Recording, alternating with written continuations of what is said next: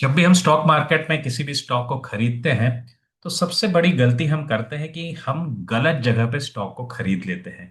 कई लोगों से आपको सुनने को मिलेगा कि मैं जहां कहीं भी किसी स्टॉक को खरीद लेता हूं वहां से स्टॉक करेक्ट हो जाता है, या जब मैं बॉटम फिशिंग करने जाता हूं तो वहां से भी स्टॉक और भी नीचे आते रहता है। तो ये गलतियां क्यों होती है?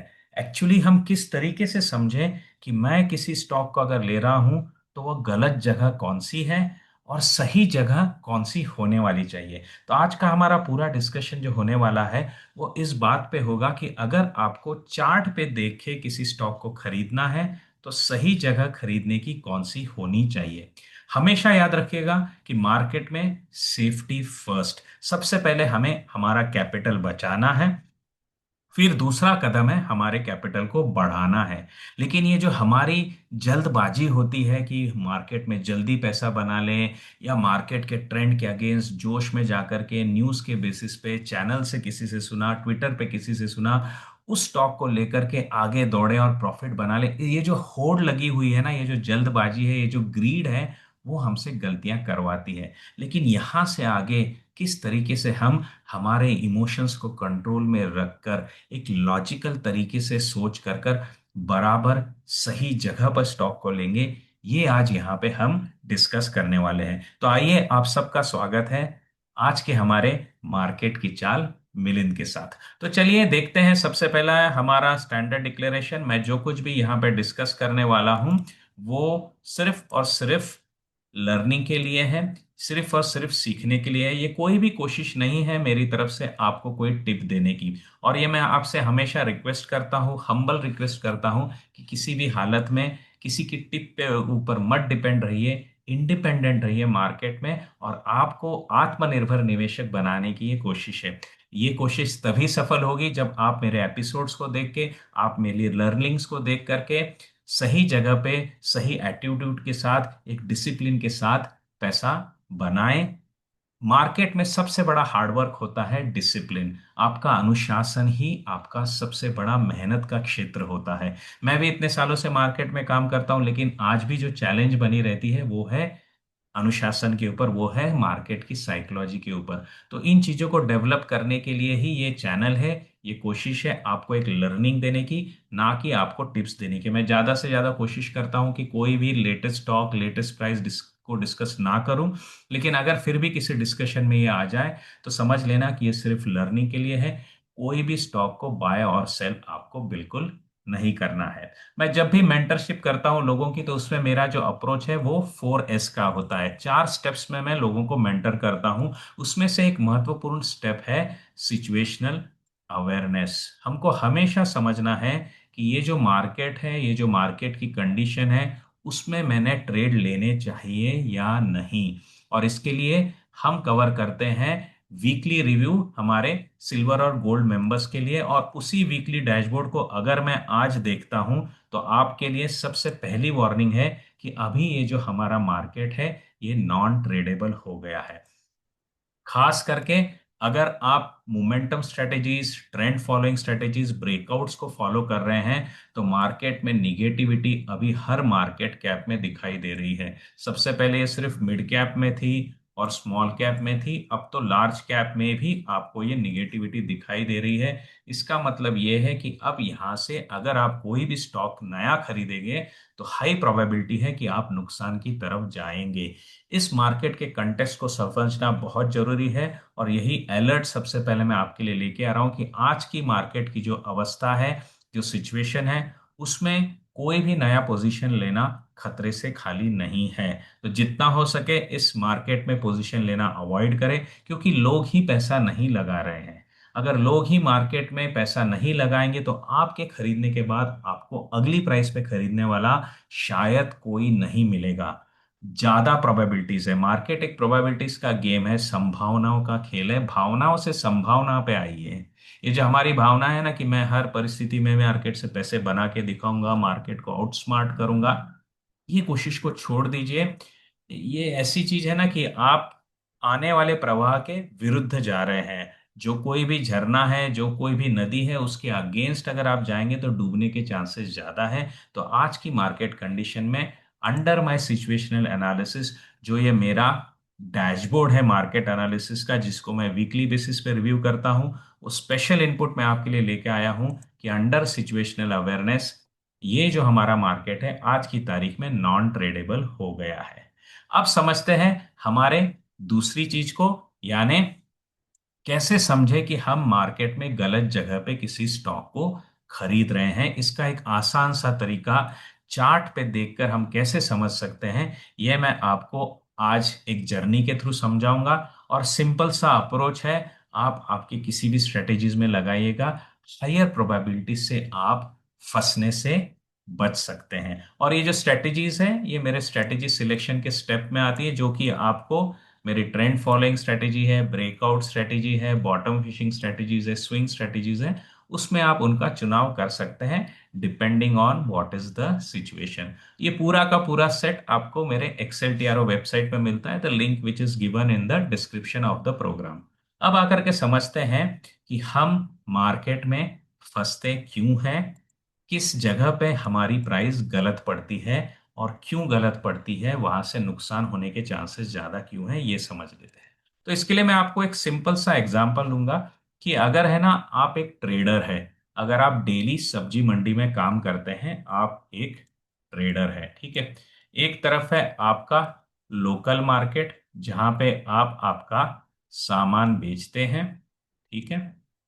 और एक है आपका मेन सब्जी मंडी, जिसको हम कह सकते हैं यहाँ पे आपका जो है, आपका ओवरऑल मार्केट का जो है आपका वेयर हाउस है, या जिसको हम सब्जी मंडी भी कह सकते हैं, राइट।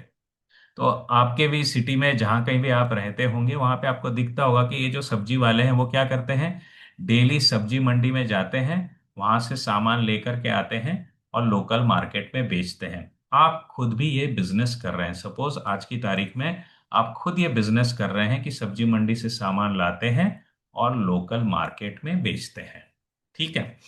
अब हम आ जाते हैं एक सिंपल एग्जांपल के साथ कि मैं मार्केट में आलू बेचता हूं, इतने सारे मेरे पास वेजिटेबल्स है, उसमें से मैं एक सिंपल सा एग्जांपल ले रहा हूं, आलू का एग्जांपल ले रहा हूं, ठीक है। कल तक मार्केट में जो सब्जी मंडी में भाव चल रहे थे वो चल रहे थे 30 रुपया पर किलो, और जब आप इसको लोकल मार्केट में आकर के बेचते थे तो इसको 40 रुपए से आप बेच पाते थे, ठीक है। पूरे महीने भर ये प्राइस है ना, करीब करीब फिर 35 तक गई, और 35 रुपए को आप फिर 45 तक बेच पाए, और फिर ये जाकर के फिर से 30 रुपया हुई, और 30 रुपए से फिर उसको आप 40 रुपए पे बेच पाए। तो इस तरीके से ना एक तरीके का ये ट्रेंड सा बन गया था कि जो प्राइसेस हैं आलू के, पिछले 3 महीने से इस रेंज में चल रहे हैं, ठीक है। सडनली क्या हो जाता है, फॉर एनी रीजन यहाँ पे मार्केट में जो है आलू जो है ना सब्जी मंडी में वो हो जाता है 50 रुपए किलो, क्योंकि दुकान वाला आपको बोलता है कि मैं 50 रुपए किलो से बेच रहा हूँ। अब क्या हो जाएगा, वो आपको 50 रुपए में ऑफर कर रहा है, लेकिन आपको मालूम है कि 40 और 45 रुपए पर ही आप इसको बेचते आए हो। अगर आप खुद ही इसको 50 रुपए में खरीदोगे तो क्या आप इसको 60 रुपए में बेच पाओगे? ये सवाल आपके दिमाग में आएगा, क्योंकि आप क्या कर रहे हो, आप ट्रेडिंग कर रहे हो, आप खरीद रहे हो और उसको हायर प्राइसेस पे बेच रहे हो। अगर आप 50 पे खरीदते हो और 60 पे बेचना मुश्किल है, तो चांसेस क्या है, आप नुकसान में आ जाओगे। तब आप क्या करेंगे, आप इस दुकान को छोड़ करके देखोगे कि कोई और है क्या जो मुझे 40 रुपए में दे रहा है, कोई और है क्या जो मुझे 35 रुपए में दे रहा है। क्योंकि आपको अब तक 30 से 35 की गेम मालूम है, आपको मालूम है कि 30 से 35 से लेकर के अगर मैं मार्केट में जाऊंगा तो 40 से 45 के बीच में आराम से बेच पाऊंगा। Getting the point? यानी जब कभी भी हम किसी भी सामान को खरीदते हैं तो वो उसके एक रीसेंट टाइम फ्रेम के औसत के नजदीक अगर हम खरीदेंगे, इस रेंज के नजदीक हम करें खरीदेंगे 30-35 के बीच में, तो चांसेस हैं कि उसको मैं एक रीजनेबल प्राइस पे आराम से आगे बेच सकता हूं। ओके, यहाँ पे क्या है, औसत प्राइस आ गई है आपकी, एक एवरेज प्राइस है। तो अगर मैं औसत प्राइस पे खरीदता हूं सामान को, या उसके नजदीक खरीदता हूं, तो वो मैं उसको आगे बढ़ी हुई प्राइस पे बेच पाता हूं। लेकिन अगर मैं औसत से किसी दूर की प्राइस पे खरीदता हूं, 50 रुपए पे, 30-35 के भाव चल रहे हैं, मैंने 50 रुपए पे अगर खरीद लिया, तो क्या हो जाता है, मुझे यहाँ पे 60 पे खरीदने वाला कोई शायद नहीं मिलेगा। अब क्या हो जाएगा, आप उसका इंतजार करोगे कि भाई 60 रुपए में कोई खरीद ले, कोई खरीद ले, 2-3 दिन तक आप माल रखोगे। उसके बाद आपको चिंता हो जाए कि अरे ये माल तो सड़ने लग गया। अब क्या करोगे, आप 60 रुपए की जगह उसको मजबूर हो जाओगे 45 रुपए में बेचने के लिए। अब आपको आपकी प्राइस के नीचे बेचने पड़ा, यानी आपको लॉस हो रहा है, आपको नुकसान होगा। आप इस बात को धीरे से समझ रहे हैं कि जब तक मैं औसत प्राइस के नजदीक खरीदता हूं, तो वो मैं उसको हायर प्राइसेस पे बेच पाता हूं, तो मुझे मुनाफा होने के चांसेस हैं। लेकिन गलती से अगर मैंने औसत प्राइस के दूर खरीद लिया, तो उसको आगे बेचना मुश्किल जाएगा, और फिर क्या हो जाएगा, मुझे सस्ते में बेच करके नुकसान उठाना पड़ेगा। यानी सिंपल सा लॉजिक यहाँ ये बन गया कि अगर कोई भी चीज औसत प्राइस से ज्यादा दूर खरीदोगे, तो आगे खरीदार मिलना मुश्किल है, आपको नुकसान में बेचना पड़ेगा। रूल नंबर 1, कि जो कुछ मार्केट में ट्रेंड चल रहा है, जिसके इर्द गिर्द किसी स्टॉक की प्राइस है, अगर मैं उसको नजदीक खरीदूंगा, तो आगे हायर प्राइसेस पे बेच पाऊंगा। लेकिन अगर मैंने उससे दूर खरीद लिया, तो चांसेस ज्यादा है, रिस्क ज्यादा है कि वहां पे अगला खरीदार ना मिले और मुझे सस्ते में बेचना पड़े, मुझे नुकसान हो जाएगा। ये हो गया आपका फर्स्ट पॉइंट जहां पे आप गलती करते हो। सिंपल सी बात है, औसत प्राइस से ज्यादा दूर, और औसत प्राइस को मार्केट में चार्ट पे रिप्रेजेंट किया जाता है थ्रू मूविंग एवरेजेस। तो अगर हम मूविंग एवरेजेस से दूर खरीदेंगे, तो हमेशा याद रखना, हम बड़ी रिस्क ले रहे हैं, और वहां से आपको नुकसान हो सकता है। तो ये बात हो गई औसत प्राइस से दूर खरीदने की बात। अब मार्केट में कभी कभी उल्टा भी होता है। अब उल्टा कैसे होता है, वो सिनारियो हम देख लेते हैं, और उस केस में हमारा बिहेवियर क्या होता है। आपको ये बात समझ में आ रही है कि जो नेचुरल सा बिहेवियर है हम रियल लाइफ में करते हैं, उसको हम मार्केट में अप्लाई नहीं करते हैं। सीधी सी सब्जी मंडी वाली बात है जो डे इन डे आउट होती है, लेकिन हम उसको मार्केट में अप्लाई नहीं करते, इसलिए फंस जाते हैं। अब देखते हैं उल्टी बात। अब चलो, कहीं पे भी ना आलू बिक रहा है, 30 रुपए में आप खरीदते आ रहे हो, 35 पे कोई बेच रहा है, कोई बेच रहा है 37 पे। अब सडनली एक दुकान पे आपको कोई बंदा मिला, वो बोल रहा है कि मैं 20 रुपया किलो बेच रहा हूँ। अब क्या आपका मन में क्या चालू हो जाएगा, क्या गणित होगा आपका। अब आपको लगेगा कि अगर औसतन प्राइस ये है, और कोई इतना सस्ते में माल बेच रहा है, तो उसमें क्या इश्यूज हो सकते हैं। उसमें जरूर कुछ गड़बड़ है, उसमें कुछ क्वालिटी के इश्यूज हो सकते हैं। या तो ये माल पुराना है, खराब होने को आ गया है, या ये नॉर्मल आलू से ज्यादा छोटे आलू हैं, या इसमें कुछ तो प्रॉब्लम है जिसके कारण ये मुझे सस्ते में मिल रहा है, तो आप टिपिकली इसको अवॉइड करते हो। अब क्या हो गया, अब उल्टा गणित हो गया आपके। अब उल्टा गणित कैसे हो गया, आपकी जो औसत कीमत है, यहाँ पे हम बॉटम फिशिंग का गलत सिनारियो आपको बता रहे हैं। यानी बॉटम फिशिंग में आप कहाँ पे गलती करते हैं, जहाँ पे लोग हमको बोलते हैं ना, by the dip, by the tip. उसमें क्या हो जाता है, अगर हम औसत कीमत से बहुत सस्ते में किसी चीज को खरीदते हैं, तो वहां पे जरूर और हायर प्रोबेबिलिटी है कि क्वालिटी इश्यूज होंगे। कोई भी कंपनी ऐसे ही सस्ते में प्राइस में नहीं बिक जाती। जैसे आज की केस में हम देख रहे हैं ओला। ओला का जो स्टॉक है, उसको रिसेंटली प्रमोटर ने ही सबसे लो प्राइस पे बेच दिया। अब लोग कहते हैं कि ये सस्ता है, सस्ता है, आप खरीद लो, लेकिन क्या इसे खरीदना चाहिए। अगर ओनर खुद ही मजबूर है इतने सस्ते में स्टॉक को बेचने के लिए, यानी जरूर इसकी क्वालिटी में कुछ इश्यूज हैं। और जब भी मार्केट गिरता है, लोग चाहते हैं कि आप उसको संभालें। लोग चाहते हैं कि आप आपके पैसे से रिस्क ले और ये मार्केट उठा के दे दे उनके लिए। तो वो क्या कहते हैं, वो आपको by the dip, by the dip, by the dip कहते रहते हैं। और आप क्यों फंस जाते हो, क्योंकि आप ज्यादा गिरे हुए स्टॉक को लेते हो, जो औसत से बहुत नीचे गिरा हुआ है, उसमें क्या हो जाता है, अब वहां पे और सेलिंग आ सकती है, क्योंकि जरूर उसमें कुछ क्वालिटी इश्यूज है। तो अगर मेरे को मार्केट में स्टॉक में ढूंढना है कि खतरा कहाँ पे है, तो हमेशा हमको क्या देखना है, हम मूविंग एवरेजेस से कितने दूर हैं। अगर हम मूविंग एवरेजेस से बहुत दूर हैं तो चांसेस हैं ऊपर की तरफ से करेक्शन आ सकता है, और अगर नीचे भी हम मूविंग एवरेज से दूर हैं तो चांसेस हैं कि इसमें और करेक्शन आ सकता है, क्योंकि यहाँ पे क्वालिटी इश्यूज होने के चांसेस हैं। स्टॉक एवरेजेस से नीचे क्यों आता है, लोगों को किसी बात पे डाउट है, लोग इसको हायर प्राइस पे लेना नहीं चाहते, इसलिए वो नीचे गिरता है। ये बाय द डिप ये इसीलिए फंस जाता है।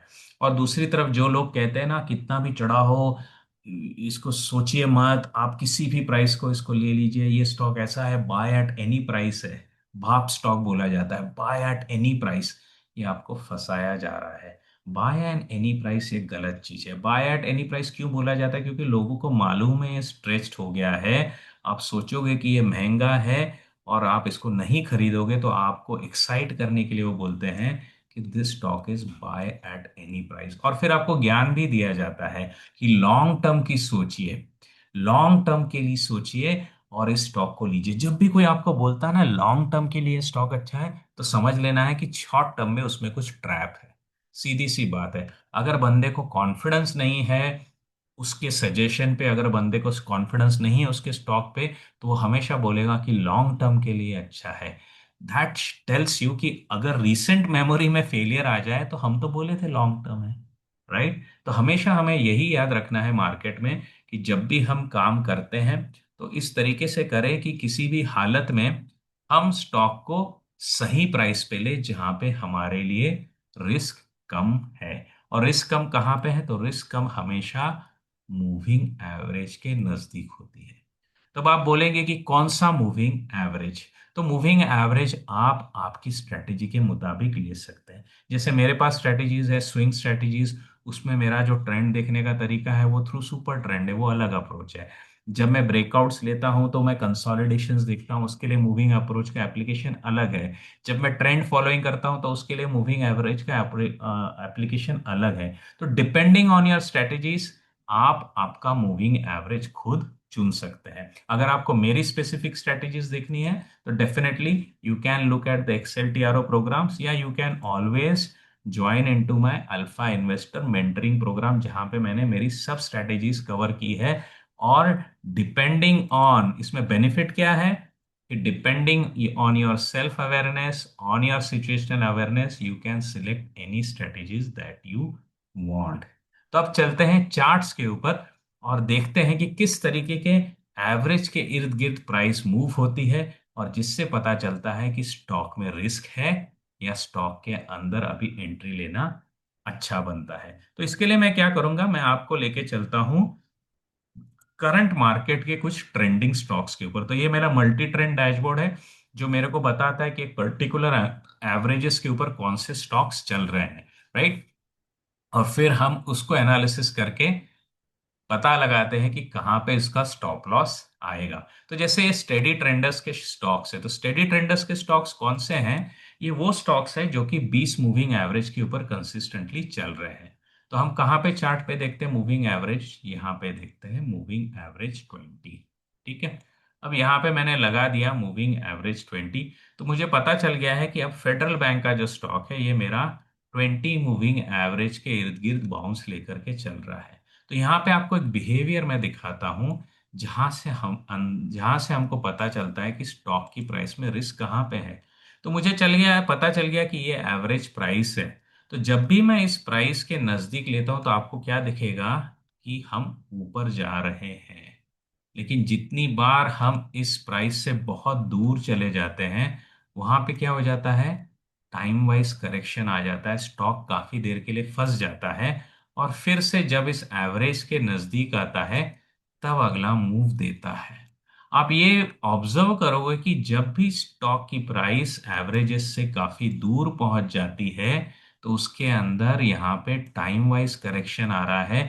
कुछ कुछ समय के लिए ठहर सी जाती है, आगे मूव नहीं देती है। इसी फ्रस्ट्रेशन में हम स्टॉक को छोड़ देते हैं।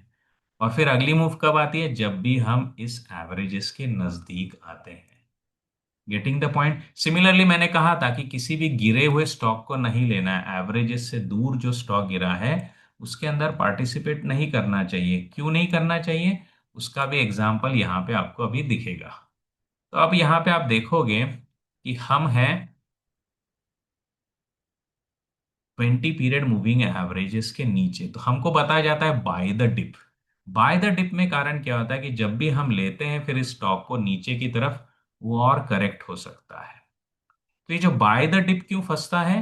क्योंकि अब क्या हो रहा है, लोगों की क्वालिटी पे डाउट आ रहा है, तो जब भी उनको उनकी एवरेज की प्राइस मिलती है वो इसको नीचे ही ढकेलते रहते हैं। तो आपके लिए आइडियल स्पॉट क्या है स्टॉक को खरीदने का? आपके लिए आइडियल स्पॉट बनता है जब स्टॉक करेक्शन में से ऊपर निकल करके स्टेबलाइज हो जाता है इस मूविंग एवरेज के इर्द गिर्द, और वहां से अच्छे मूव देना चालू करता है। That is your safe zone.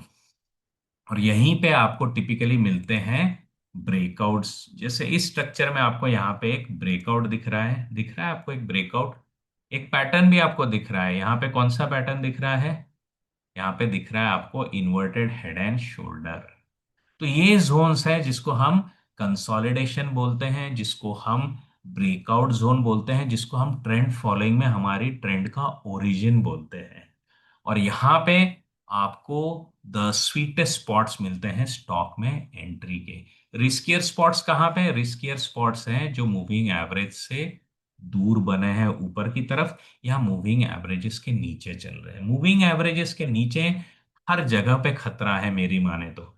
कोई भी मूविंग एवरेज लीजिए जहां पे आपको कंफर्ट है। आपकी अगर मोमेंटम, ये स्ट्रेटेजी जो है 20 पीरियड मूविंग एवरेज की, ये तो टिपिकली मोमेंटम लोग प्ले करते हैं जो ट्रेंड फॉलोइंग करते हैं, राइट। जो लोग और ज्यादा रिलैक्स स्ट्रेटेजी पे काम करते हैं वो टिपिकली काम करते हैं 50 पीरियड मूविंग एवरेज पे।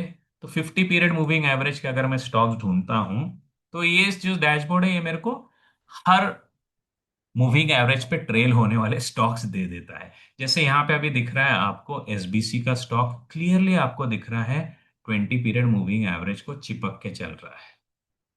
यहाँ पे भी आपको बिहेवियर वेरी क्लियर है कि जब भी एवरेजेस से दूर जाता है, स्विंग लेकर के एवरेज के नजदीक आता है। फिर एवरेज पे आप इसको खरीदते हो, चलता रहता है। जब भी दूर जाता है, स्विंग लेकर के एवरेज के नजदीक आ जाता है। तो अगर इस एसबीसी के स्टॉक में आपको एंट्री लेनी है तो हमेशा कहाँ एंट्री बनती है? एवरेजेस के नजदीक। These are the safest zones. और ये सेफेस्ट जोन्स क्यों हैं? क्योंकि यहाँ पे पिछले 20 दिनों का एवरेज है, यानी 20 दिनों से लोगों ने इन्वेस्टमेंट की हुई है, उनका औसत वहां पे है। जब प्राइस वहां पे आएगी, उनको लगता है कि इसको खरीदना चाहिए, कंफर्टेबल है वो, तो लोग इसको खरीद लेते हैं, राइट। रिस्क कब आती है? जब एवरेजेस से दूर आप खरीद लेते हो। अब क्या हो गया, आगे खरीदने वाला नहीं मिल रहा है, कुछ दिन लोग इंतजार करते हैं, फिर सस्ते में बेचना शुरू कर देते हैं। और जैसे ही एवरेजेस के नजदीक आता है और खरीदार आ जाते हैं और आपको बाउंस मिल जाता है। तो टिपिकली ट्रेंड फॉलोइंग का जो हमारा अप्रोच है वो हमको इस डैशबोर्ड के थ्रू हमको मिल रहा है। That is the multi trend dashboard. और एक स्टॉक देखते हैं जो स्टेडीली ट्रेंड हो रहा है। This is Cummins India. अब कमिंस इंडिया के स्टॉक में आपको क्या दिखेगा कि ये 20 के इर्द गिर्द उठा पटक कर रहा है, लेकिन जैसे ही मैं इसको 50 पे लाता हूं, आपको एक, क्या कहते हैं, एक पैटर्न सा दिखेगा बिहेवियर में। क्या पैटर्न दिख रहा है कि अब ये 50 के साथ ट्रेल करता रहता है। ये हमेशा 50 के ऊपर रहने में स्टेबल है। तो ये डैशबोर्ड हमको ना वो स्पेसिफिक मूविंग एवरेज के ऊपर स्टेडीली चलने वाले स्टॉक्स देता रहता है, जो हमारी स्ट्रेटेजी के मुताबिक हम उसको खरीद सकते हैं, right. This all is getting covered under the alpha investor. तो अल्फा इन्वेस्टर प्रोग्राम में we create all such dashboards जो हमको हमारी स्ट्रैटेजी के मुताबिक स्कैन करके वो स्टॉक्स दे देते हैं। जैसे यहाँ पे मेरे को मिल रहे हैं मल्टी ट्रेंडिंग डैशबोर्ड, जैसे 50 पीरियड का डैशबोर्ड मिल गया है। अब जो कोई भी स्टॉक मुझे इस डैशबोर्ड पे दिखता है, इन दिस लिस्ट जो कोई भी स्टॉक यहाँ पे दिखता है वो मुझे 50 पीरियड पे फॉलो करना है। जैसे क्यूपिड का स्टॉक है। अब क्यूपिड का स्टॉक है जिसने हमको ट्रिपल एक्स रिटर्न दिया है इस साल में। 3 टाइम्स रिटर्न दिया। और क्यों दिया है? सिंपल सी बात है, हमने इसको 50 पीरियड के ऊपर फॉलो किया हुआ है, तो 50 के साथ फॉलो करते हैं। अगर आपको एग्रेसिवली करना है, आप 20 के साथ भी इसको फॉलो कर सकते हैं, लेकिन 20 को इसने बीच में आप ब्रेक डाउन दिए थे, तो 20 को इसने बीच में ब्रेक डाउन दिए थे, तो अगर आप रिसेंटली आप देखते हो यहाँ पे भी ब्रेक डाउन आया था। तो इस बिहेवियर को आप कैप्चर कर देते हो कि कहाँ पे यूजर कंफर्टेबल है, कहाँ। हर स्टॉक का एक कैरेक्टर होता है, उसके अंदर जो इन्वेस्टर्स है उनका एक कैरेक्टर होता है। तो वो कैरेक्टर आप मूविंग एवरेजेस से पहचान सकते हो कि किस एवरेजेस के साथ लोग चल रहे हैं, बस उसके नजदीक लेते रहिए, that is the safest zone. उससे दूर लेंगे तो हाँ, करेक्शन आ सकता है। जैसे सिल्वर का मामला मैं आपको बताता हूँ, सिल्वर बहुत ही अच्छे मोमेंटम में है, लेकिन क्या हो जाता है जब भी स्टॉक करेक्ट होता है, हमको डर लगता है। यही डर हमको अवॉइड करना है। हमको क्या करना है कि ठीक है, आपको दिख रहा है करेक्ट हो रहा है, लेकिन देखिए कि किस एवरेज को चिपक के चल रहा है। राइट, जैसे यहाँ पे आपको दिखेगा कि 20 को इसने ब्रेक डाउन किया था, लेकिन इसी 50 को अगर आप देखोगे तो 50 के साथ वो स्टेडीली चल रहा है। 20 को भले ही वो ब्रेक डाउन दे दे, लेकिन 50 को तो ब्रेक डाउन नहीं दे रहा है ना। देखो, ब्रेक ब्रेक 50 को टच करता है चलता है, टच करता है चलता है। तो 50 के नजदीक अगर मेरे को मिलता है, ये मेरा कंफर्ट जोन हो गया। अब यहां से फिर मेरे को जर्नी मिलती रहती है।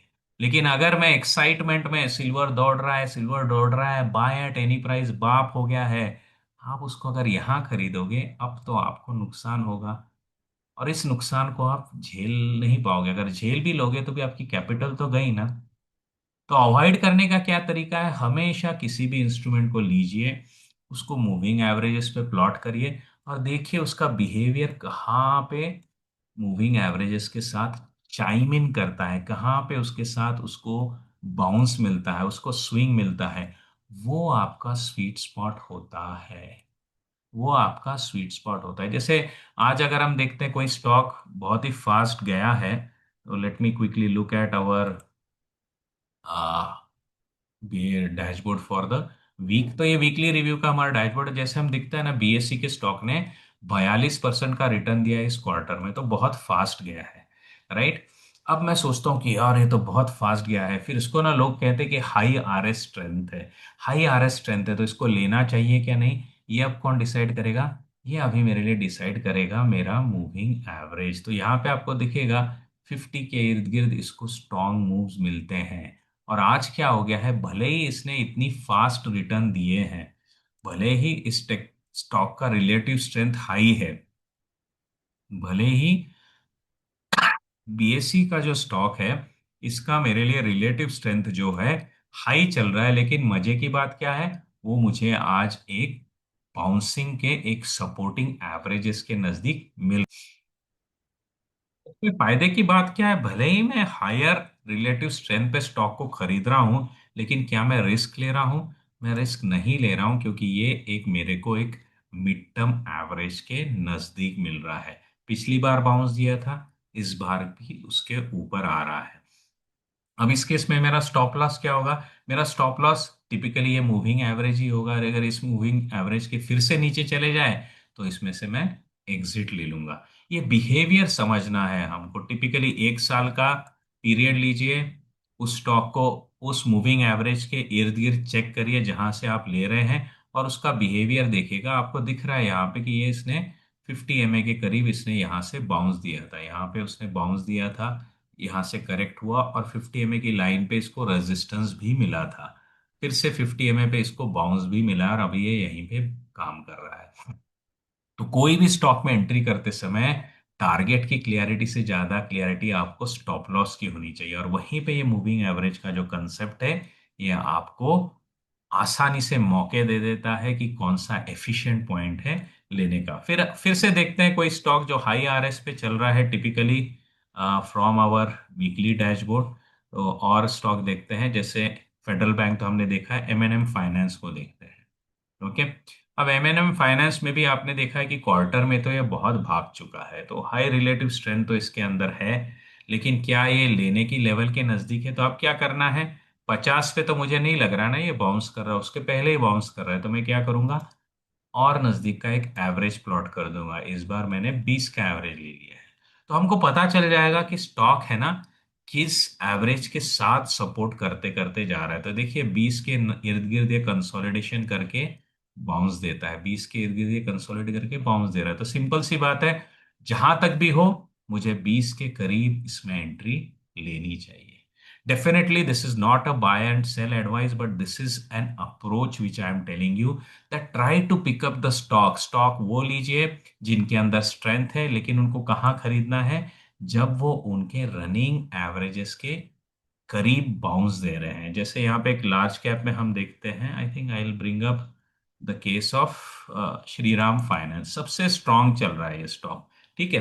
अब स्ट्रांग चल रहा है करके टीवी पे, यहाँ पे, ट्विटर पे, हर जगह पे लोग बोलेंगे कि Shriram finance is giving a strong rally, you should enter it, right. लेकिन कहाँ एंट्री लेनी है? अगर मैंने गलती से यहाँ एंट्री ले ली तो मैं फ्रस्ट्रेट हो जाऊंगा, क्योंकि ये एवरेजेस से दूर चल रहा है। Getting my point? यहाँ पे ये एवरेजेस से दूर चल रहा है, तो यहाँ पे एंट्री लेंगे तो ये रिस्क है, राइट। यहाँ पे एंट्री लेंगे तो रिस्क है। तो कहाँ पे लेना चाहिए? जब ये एवरेजेस के नजदीक हो, और यहाँ पे आपको बिहेवियर दिख रहा है कि इस एवरेजेस के नजदीक चल रहा है। So this becomes my safest point. Got it? तो आज का ये पूरा डिस्कशन इस एक सिंपल इंपॉर्टेंट कंसेप्ट के ऊपर था आप सबके लिए, कि मार्केट में जब भी किसी स्टॉक में एंट्री ले तो ध्यान कहाँ पे रखें? ध्यान हमेशा इस बात पे रखें कि मार्केट की कंडीशन क्या है। तो सबसे पहले मैंने आपको बता दिया मार्केट की कंडीशन मैं कहाँ से ढूंढता हूँ, वो मेरे डैशबोर्ड से पता चल जाती है, जो मुझे दे देता है सिचुएशनल अवेयरनेस। इसको मैं हमेशा शेयर करता हूँ मेरे वीकली रिव्यूज में। Gold silver members already know it, और जिन्होंने ये प्रोग्राम लिया डैशबोर्ड बनाने का फ्रॉम माई ऐप, उनको भी मालूम है। वहां से मुझे पता चलता है कि ये मार्केट लेने लायक है क्या नहीं, खरीदने लायक है क्या नहीं। ये सबसे पहली स्टेप है। अगर आप देखेंगे कैंसलिम का जो मॉडल है, आपको विलियम ओनील देते हैं, वहां पे भी बताया गया है the aim is the market trend. अगर मार्केट खुद ट्रेंड नहीं कर रहा है तो आपके पैसे बनाने के चांसेस कम रहते हैं। ये कोई मार्केट में नहीं बताता, सब बोलते हैं यहाँ पे एंट्री लो, यहाँ पे एग्जिट करो, लेकिन हमेशा वो स्ट्रेटेजी नहीं चलती है। क्यों नहीं चलती? क्योंकि मार्केट की कंडीशंस अलग होती है, जिसको हम सिचुएशनल अवेयरनेस हमारे वीकली डैशबोर्ड के थ्रू हमेशा हर वीक को रिव्यू करते हैं, और उसके बाद हम डिसाइड करते हैं कि हमको किस स्ट्रेटेजी पे काम करना है। उसमें से एक इजी अप्रोच मैंने आपको सिखाया, जो कि हर स्ट्रेटेजी में हम चेक करते हैं कि ये स्टॉक का ट्रेंड क्या है, किस मूविंग एवरेजेस के करीब ये बाउंस लेता है। उन एवरेजेस के करीब लेना ही सेफ्टी है, क्योंकि वही आपके लिए एक moving stop loss, easiest stop loss हो जाता है। जो एग्जांपल्स हमने देखे multi trend dashboard, that must be giving you that clarity, right. अगर एवरेजेस से दूर ऊपर भी ले ले या नीचे भी ले ले तो हमेशा उसमें डेंजर है। एवरेजेस के नीचे तो खरीदिए ही मत, मैं तो कहता हूं, क्योंकि वो बता रहा है कि मार्केट में कुछ क्वालिटी का इश्यूज है। हाँ, एवरेजेस के ऊपर लेना है तो कहाँ लेना है? जहां पे वो एवरेजेस के नजदीक बाउंस कर रहा है। दूर चला गया है, you have to leave it. अगर आपको कुछ भी क्वेश्चन है, definitely put it below in the description of this video. इसके आप कमेंट्स में भी लिख दीजिए आपको कहाँ कहीं पे भी कुछ इश्यूज है, कुछ सवाल है। Otherwise you can always connect with me on my Twitter handle. So दोस्तों, एक बहुत ही सिंपल टॉपिक था, लेकिन मार्केट की कंडीशन काफी नाजुक है, इसलिए मैं सोच रहा था कि ये मैं आपके साथ आज शेयर करूं। तो जितना हो सके इस कंसेप्ट को चार्ट पे देखिए, समझिए, और अपनी स्ट्रेटजीज को अप्लाई करिए। अगर आपको डीप डाइव करना है तो you are always welcome to join in any of my program. Definitely I am there to help you. और ऑल्सो इस यूट्यूब वीडियो के नीचे भी आप क्वेरीज डाल सकते हैं। I am always there to make you an independent investor. So see you soon in the next episode. Take care.